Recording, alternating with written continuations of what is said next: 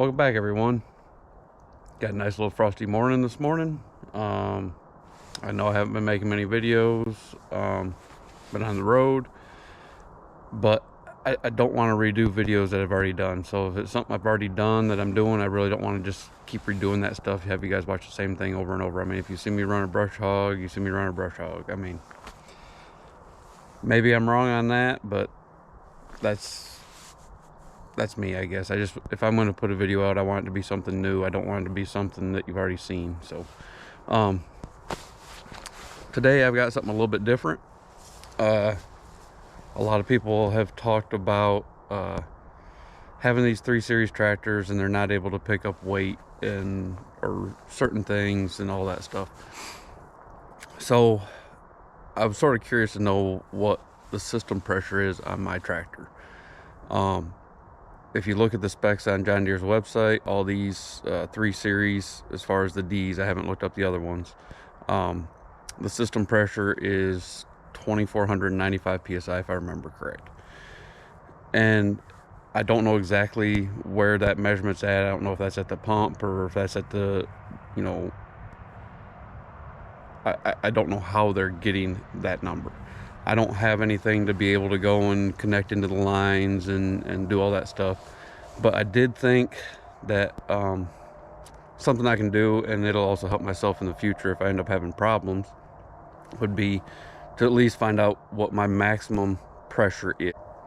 And where am I gonna be able to get that information?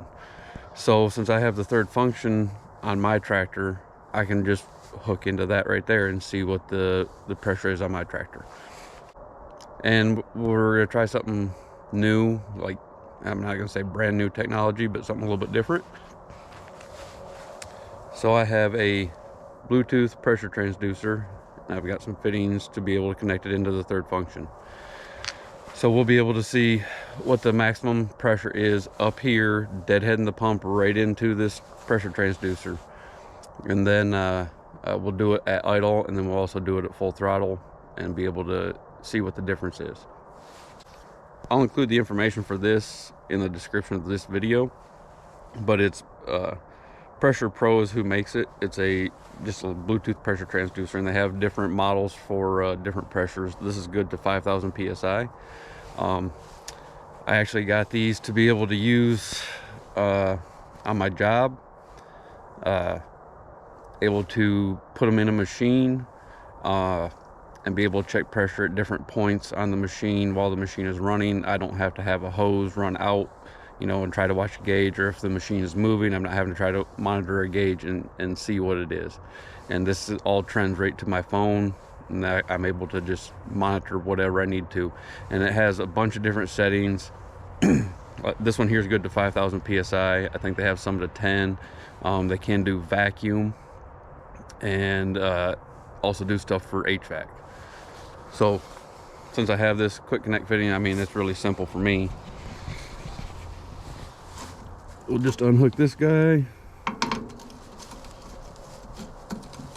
plug him in. So we go into the app, Pressure Pro, we add the sensor. We once click on the sensor, connect.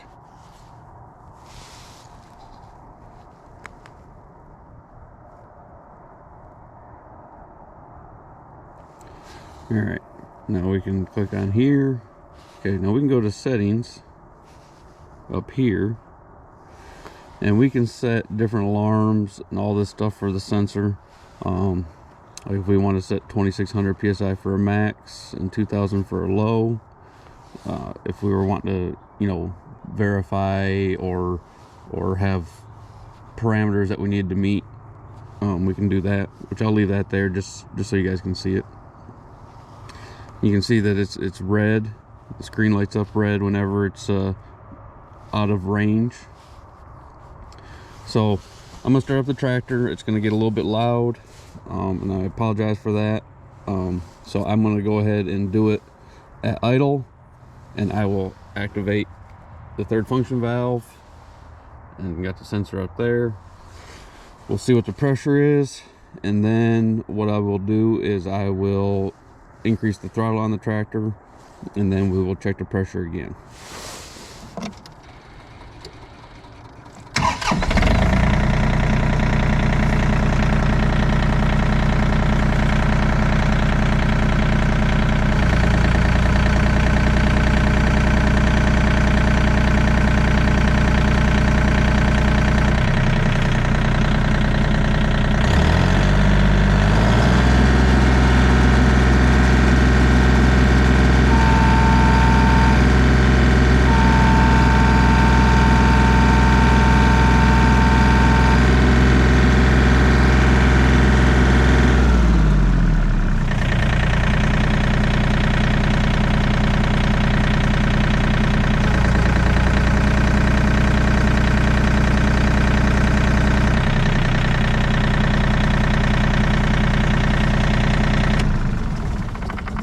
So just a pretty neat little tool to be able to check stuff. And if you had two sensors, which I do, but I don't have them, both of them hooked up, you can actually run a couple sensors side by side. And you can also go back to home settings. We'll go ahead and take these off because I don't need these on here right now. You can go into advanced settings, and you can actually go into a interval of how often you want it to take a reading, and it'll store so much in the data log, and then depending on how often you're having it take will depend on the time frame that you'll be able to record information. But it's a pretty neat little tool to be able to troubleshoot with. So if I was looking at it right, it was somewhere around 2,580 or so at idle, and a little over 2,600 at wide open throttle. So the pressure stays fairly consistent, and that's what's going to be able to make you be able to pick up something, right? Pressure is to do work, flow is to, speed. And with these pumps, it's a positive displacement pump, so it's going to flow X amount no matter what. You have to remember that pressure is a resistance of flow. So if you deadhead the pump, if it didn't have a pressure relief to be able to unload that, it would just keep building pressure until the engine either cut out, or the pump or a line or something come apart. Just some information. You guys have a good one. Thanks for watching.